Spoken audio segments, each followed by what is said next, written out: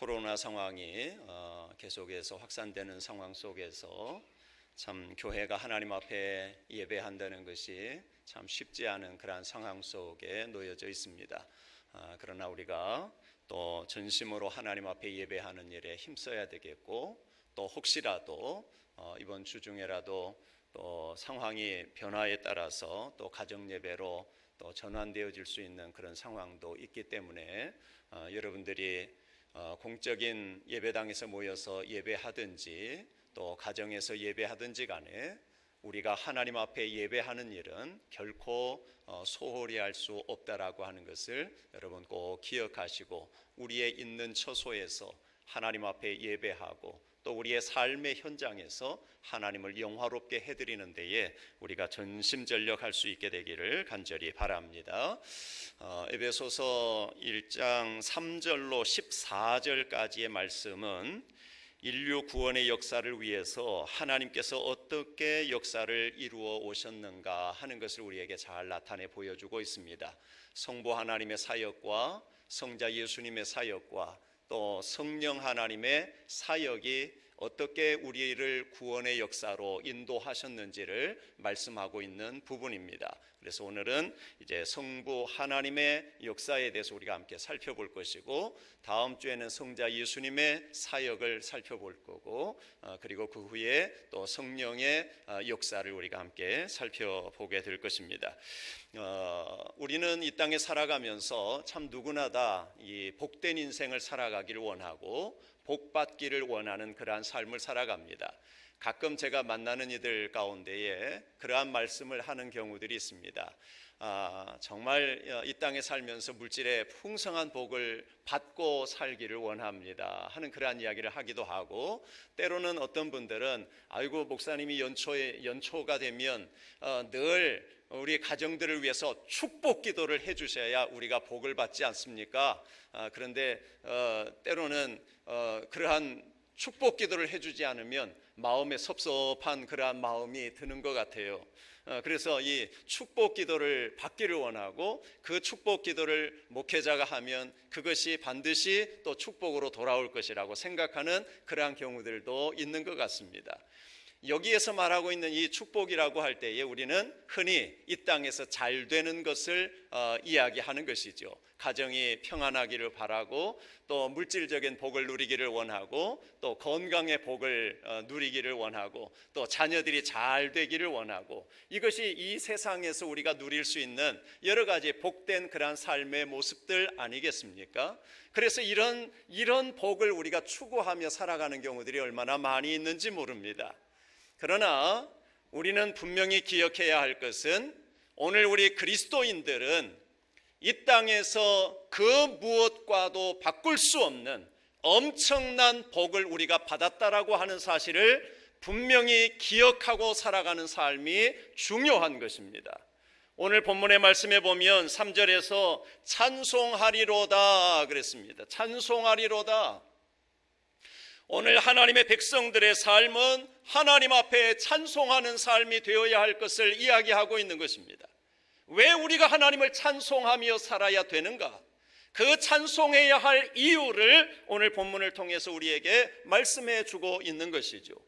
오늘 우리가 하나님을 찬송할 때에, 또 찬송한다 할 때에 우리는 그 찬송이 그저 입술로 불리워지는 찬송에만 국한시키는 그러한 경우들이 많이 있습니다. 그래서 어떻게 해서든지 아름다운 소리로 하나님 앞에 찬송하기를 원하고, 또 큰 소리로 하나님 앞에 찬송하기를 원하고, 그래서 이 곡조 있는 찬송 이것만을 또 찬송으로 생각하는 경우가 많아요. 그런데 우리가 드리는 그러한 찬송은 꼭 곡조 있는 찬송만이 찬송이 아닌 것입니다. 우리의 삶 전체가 찬송하는 삶이 되어질 수 있어야 하는 것입니다. 즉 우리가 입술로 찬양을 할 때에도 우리의 마음이 담기지 않은 그러한 찬양이라면 그것은 찬송일 수가 없는 것입니다. 그러므로 하나님 앞에 진정으로 드려지는 찬송이 되려면 먼저 우리의 마음속 깊은 곳에서부터 하나님을 사랑하는 뜨거운 열정과 하나님의 말씀 앞에 우리가 순종하는 그러한 삶의 자세와 하나님 앞에 영광 돌려드리기를 원하는 그러한 간절한 마음의 중심에서 우러나오는 찬송일 때에 그 찬송이 진정한 찬송이 되어질 수가 있는 것입니다. 또한 우리의 삶의 현장에서도 역시 마찬가지인 것이죠. 우리가 아무리 입술로 찬양을 한다 할지라도 우리의 삶의 변화가 없는 찬송이라면 그 찬송은 진정한 찬송이라고 이야기할 수 없을 것입니다. 하나님께서 가장 기뻐하시는 것은 무엇일까요?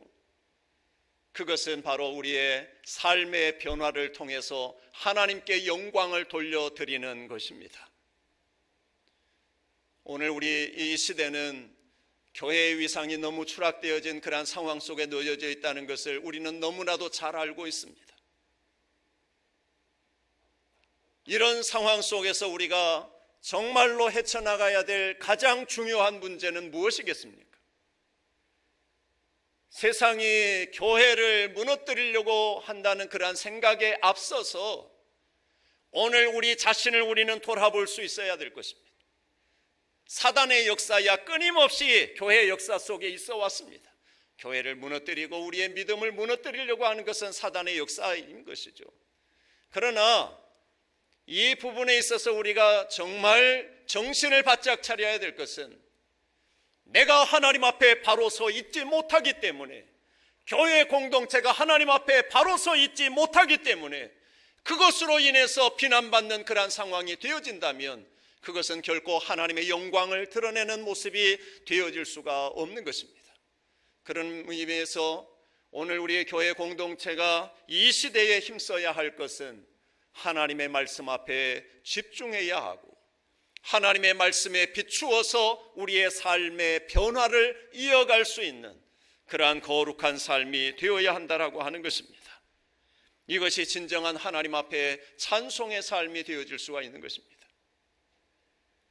계속해서 말씀을 보면 찬송하리로다 하나님 곧 우리 주 예수 그리스도의 아버지께서 그리스도 안에서 하늘에 속한 모든 신령한 복을 우리에게 주시되 그랬습니다. 우리에게 신령한 복을 주신 분은 누구라고 말씀하고 있습니까? 하나님이시라고 말씀하고 있습니다. 하나님 곧 우리 주 예수 그리스도의 아버지께서 그리스도 안에서 하늘에 속한 모든 신령한 복을 우리에게 주셨다고, 모든 신령한 복을 우리에게 주셨다고 말씀합니다. 그러니까 이 말은 이미 그리스도인들은 하늘에 속한 신령한 복을 받은 자라고 하는 그러한 말씀인 것입니다. 저와 여러분들은 하늘에 속한 신령한 복을 받은 사람들인 줄로 분명히 믿습니다. 하늘에 속한 신령한 복은 영원한 것이고 영광스러운 것이고 인생의 가장 소중한 것입니다. 이 복을 우리가 받은 것입니다.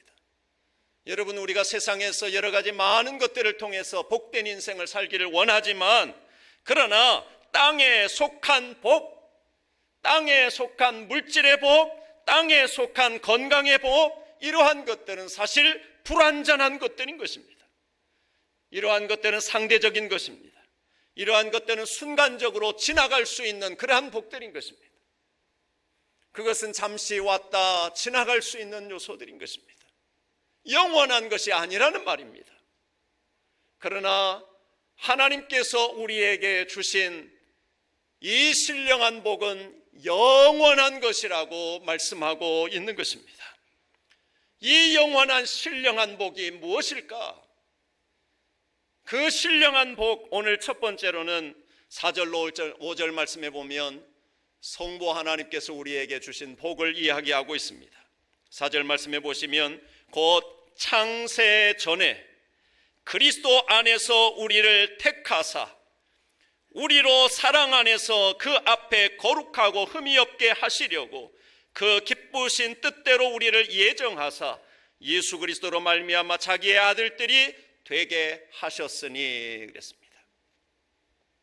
성부 하나님께서 우리에게 주신 복이 무엇입니까? 성부 하나님께서 우리에게 주신 복은 바로 4절 말씀에서 그리스도 안에서 우리를 택하사 그랬습니다. 우리를 선택해 주셨다는 것입니다. 5절 말씀에 보면 그 기쁘신 뜻대로 우리를 예정하사 그랬습니다. 이미 우리를 구원하시기로 예정해 주셨다라고 하는 것을 이야기하고 있는 것입니다. 즉 하나님께서 우리를 선택해 주셨다는 것입니다. 그런데 그 선택이 언제라고 이야기하고 있습니까? 창세 전에 우리를 선택하셨다라고 말씀하고 있는 것입니다. 이 말씀을 통해서 우리에게 가르쳐 주는 것이 무엇입니까? 때로는 우리가 하나님의 구원의 은혜를 입을 때에 마치 내가 어떤 공로를 쌓아야 하나님께서 구원해 주실 것이라고 그렇게 생각하는 경우들이 많습니다. 율법을 잘 지켜야 구원을 받을 것이라고 그렇게 생각하기도 합니다.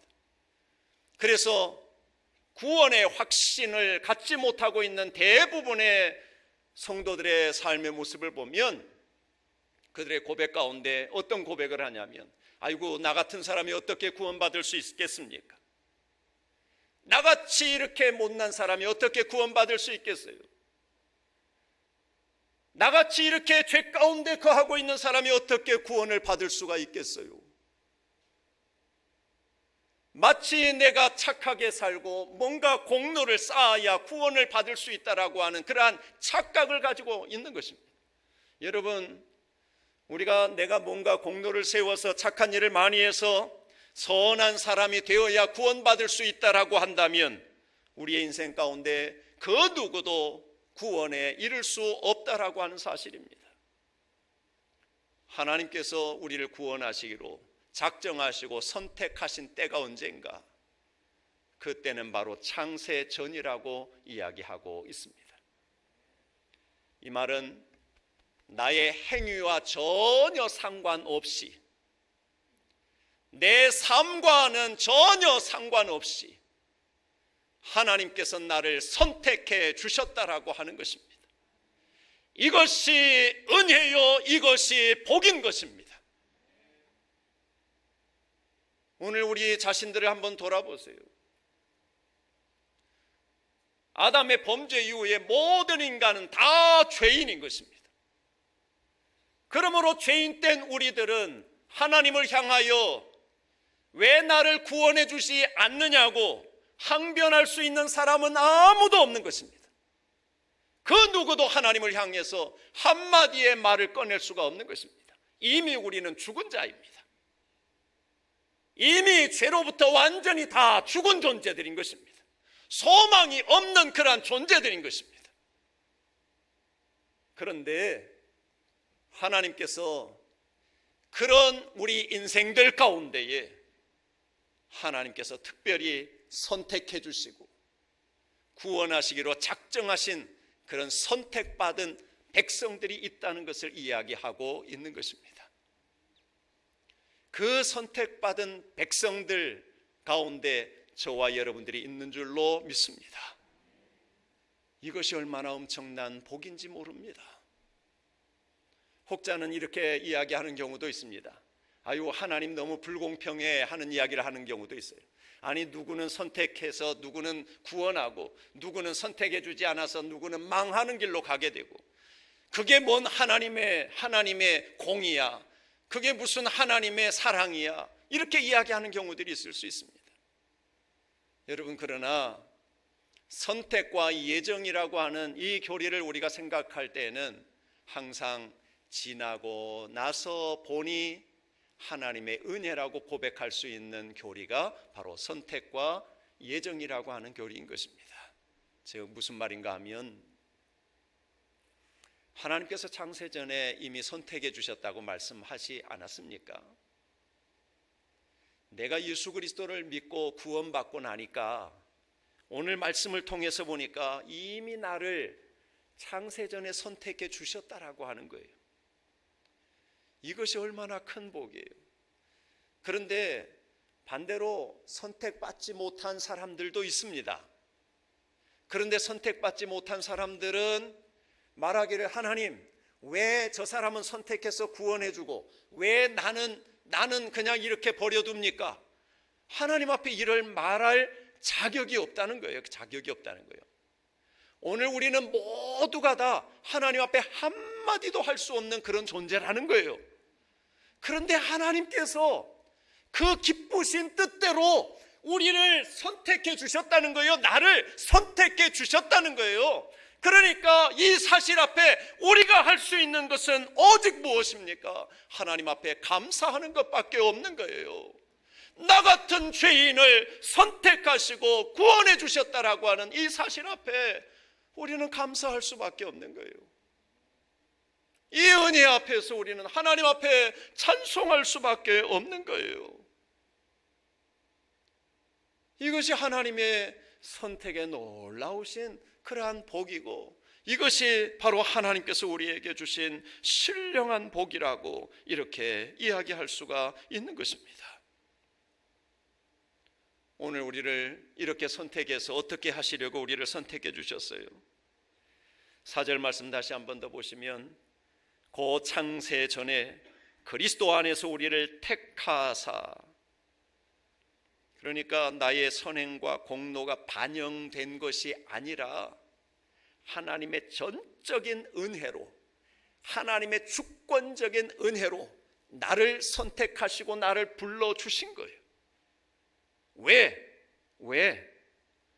우리로 사랑 안에서 그 앞에 거룩하고 흠이 없게 하시려고 그랬습니다. 하나님 앞에 거룩하고 흠이 없게 하시기 위해서 나를 선택하시고 불러주셨다는 것을 이야기하고 있습니다. 이 말을 앞서 생각한다면 우리는 어떤 존재예요? 흠이 많고 거룩하지도 않고 죄악의 투성이고, 죄로 말미암아 하나님과의 관계는 완전히 깨져버린 그러한 상황 속에 놓여져 있고 소망이 없는 그러한 존재였던 우리들이었던 것입니다. 그런데 하나님께서 그 하나님의 기쁘신 뜻대로, 하나님의 그 주권적인 은혜로 나를 선택해 주시고 나를 불러주셔서 나로 하여금 거룩하게 하시려고, 나로 하여금 흠이 없게 하시려고,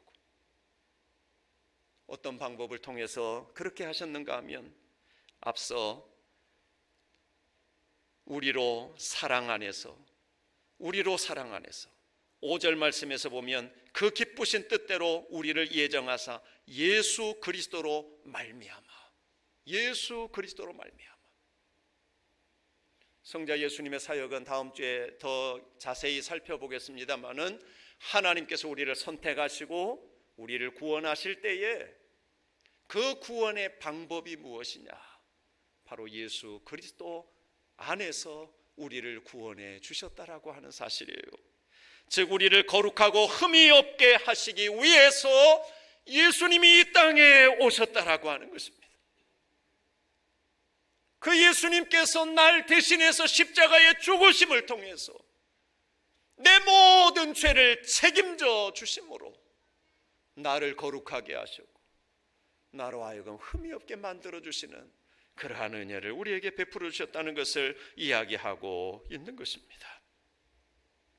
그러므로 우리는 그 하나님의 은혜 안에서 정말로 내가 어떻게 살아야 될지에 대한 삶의 질문을 끊임없이 던질 수 있어야 하는 것입니다. 여러분, 우리가 이 땅에 사는 삶의 길이가 어느 정도나 됩니까? 100세 인생이라고 하지만 100년의 인생을 살아도 사실 하나님의 시간표 속에는 이 땅에 태어나서 점 하나 달랑 찍고 가는 그러한 인생 아니겠습니까? 그런데 우리는 그 인생, 짧은 인생을 살아가면서도 얼마나 그 속에서 아웅다웅하면서 살아가는지 몰라요. 얼마나 그 안에서 싸우면서 또 그러면서 살아가는지 몰라요. 정말 기쁨으로 살아도 짧은 인생인데, 정말 사랑하며 살아도 짧은 인생인데, 우리의 그 인생을 왜 허비하고 낭비하며 살아가는지 우리 자신을 돌아볼 때마다 그러한 안타까운 마음들이 들 때가 한두 번이 아닌 것입니다. 여러분, 우리는 하나님의 은혜로 살아가는 인생들입니다. 하나님께서 나를 선택하지 아니하시고 나를 불러주시지 않았다면 우리의 인생은 그야말로 허무한 인생이고 소망 없는 그러한 인생들인 것입니다. 그런데 하나님께서 나를 선택해 주셨고 하나님께서 나를 불러주셨고 그 은혜 속에서 살아가는 우리의 인생이기에 우리의 삶이 하나님 앞에 감사의 삶이 되어야 하고, 하나님의 그 은혜 내가 무엇으로 보답하며 살아갈 수 있을까, 여기에 우리가 집중하면서 살아가는 삶이 되어야 하는 것입니다. 그래서 성도의 삶은 분명히 달라야 합니다. 세상 사람들과 달라야 합니다. 성도의 삶은 분명히 달라야 하는 것입니다. 그런데 어찌 보면 때로는 성도의 삶이 더 무서운 그러한 경우들이 얼마나 많이 있는지 몰라요. 흔히 그런 말들을 합니다. 아이고, 세상 사람들은 뭔가 좀 서로 안 맞고 서로 싸우고 그래도 그저 가서 막걸리 한 잔 딱 하면서 그냥 풀고 그러는데, 도대체 예수 믿는 사람들은 도대체 풀기가 어렵다고 그런 말씀들을 하는 경우가 종종 있어요. 근데 그 말을 누가 하겠어요? 세상 사람들이 그 말 하나요? 세상 사람들이 그 말 하는 게 아니에요. 교회 안에서 교회 식구들이 그 말을 하는 거예요. 그 말은 우리가 그것을 제대로 하지 못하고 있다라고 하는 것을 이야기하고 있는 것입니다. 오늘 우리는 분명히 우리의 삶의 변화를 이어갈 수 있어야 합니다. 하나님의 은혜를 우리가 바로 알면, 하나님의 은혜를 우리가 바로 알면 우리의 삶의 길이 보여지는 것입니다. 하나님의 은혜의 풍성함을 경험하면 내가 어떻게 살아야 될 것인지에 대한 길이 보여지는 것입니다. 그런데 하나님의 은혜가 사라지면 우리의 눈이 가리워지는 거예요. 하나님의 은혜가 사라지면 우리의 가슴이 닫혀지는 거예요. 그러면 우리가 어떻게 해야 될지 방향을 잡지 못하는 거예요. 나아갈 방향을 잡지를 못하는 거예요. 무엇이 옳고 그른지를 분별하지를 못하는 거예요. 그러니 우리는 답답하기 이를 데 없는 것입니다. 오늘 우리는 다시 한 번 더 하나님의 그 은혜 아래, 하나님의 그 은혜 아래 우리가 온전히 들어갈 수 있어야 할 것입니다. 에스겔서에 보면 그런 장면이 나오죠. 에스겔에게 보여준 환상 가운데 성전의 환상을 보여주고 그 성전 문지방에서 흘러나오는 물이 흐르고 그 물이 지나는데 1,000척을 측량하고 나가니까 발목을 적시고 1,000척을 측량하고 나가니까 무릎을 적시고 그 물이 허리에 차고 더 이상 건널 수 없는 그러한 강물을 이루고 있다는 것을 이야기하고 있습니다. 그런데 그 강물이 닿는 곳마다 생물들이 소생하는 그러한 역사들이 나타나는 것을 볼 수가 있어요. 이것을 통해서 우리에게 보여주시는 것이 무엇입니까? 성전은 바로 예수 그리스도를 이야기하고 있는 것입니다. 그 예수 그리스도를 통해서 우리에게 부어주시는 은혜의 강물이 우리에게로 흘러오고 나를 통해서 또다시 흘러가고 그 은혜의 강물에서 우리가 헤엄치면서 우리의 죄악의 모든 것들을 다 그 물에 떠내려 보내고 우리를 새롭게 하고 우리의 가슴을 뜨겁게 하고 그러면서 그리스도를 닮아가는 그러한 삶의 모습으로 새로워지면 내 인생이 새로워지는 것이고 내 삶이 새로워지는 것이고 교회 공동체가 아름답게 세워져 갈 수가 있는 것입니다. 이제는 우리가 우리의 마음을 다 내려놓아야 합니다. 굳어진 마음들을 성령께서 부드럽게 해주시기를 간절히 소망하며 기도해야 할 것입니다. 그래서 우리 모두가 다 정말로 부드러워진 그 마음 가지고 모든 성도들을, 모든 이웃들을, 민족을 우리의 가슴에 품을 수 있는 그러한 넉넉한 마음을 가지고 우리가 나아갈 수 있어야 할 것입니다.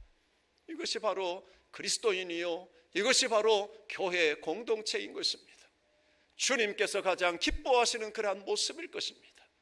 주님께서 기뻐하시는 것은 황소를 가지고 제물을 삼아 하나님 앞에 드리는 것보다 하나님의 말씀 앞에 철저하게 순종하는 삶을 살아가는 것이 하나님이 가장 기뻐하시는 것이라고 분명히 이야기하고 있는 것입니다.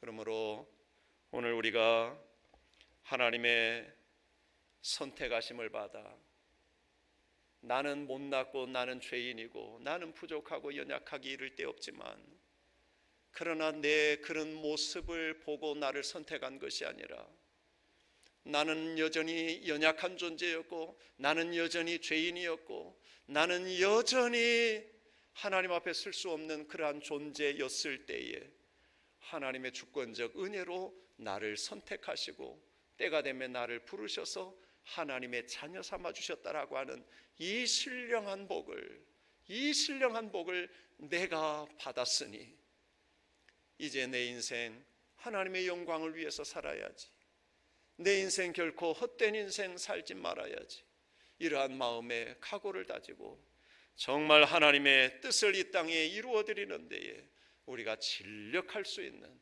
귀한 그리스도인의 삶을 이루어갈 수 있게 되기를 주의 이름으로 축원합니다. 기도하겠습니다.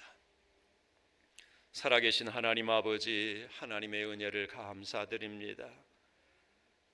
부족하고 연약한 저희들, 죄 가운데서 소망 없던 존재들이었지만 하나님의 은혜에 또 긍휼히 여기심에 그 은혜로 말미암아 우리를 선택하여 주셨고 예수 그리스도 안에서 우리를 하나님의 자녀 삼아 주셨사오니 감사를 드립니다. 이 은혜를 우리가 결코 잊지 아니하게 하시고 이 은혜 앞에 늘 감사하며 찬송하는 삶을 살아갈 수 있는 저희들 되게 하여 주시옵소서. 하나님의 말씀 앞에 철저하게 순종하는 것이 하나님을 가장 영화롭게 해드리는 것임을 우리가 늘 기억하게 하시고 하나님의 뜻 앞에 온전히 순종하며 따라갈 수 있는 우리 모든 식구들 되게 하여 주시옵소서. 하나님 아버지, 코로나의 상황이 여전히 창궐하고 있는 가운데 있습니다. 하나님, 이 민족을 긍휼히 여겨 주시옵소서. 우리 한국교회를 하나님께서 긍휼히 여겨 주시옵소서. 이 코로나의 전염병이 속히 떠나가게 하여 주시고 교회 공동체가 예배를 온전히 회복할 수 있는 그러한 은혜를 더하여 주시옵소서. 세상의 빛이라고 소금이라고 말씀해 주신 그 말씀대로 세상의 빛으로 소금으로 역할을 잘 감당할 수 있는 우리 교회 공동체가 되어질 수 있도록 인도하여 주시기를 간절히 소망하옵고 예수님의 이름으로 기도하옵나이다. 아멘.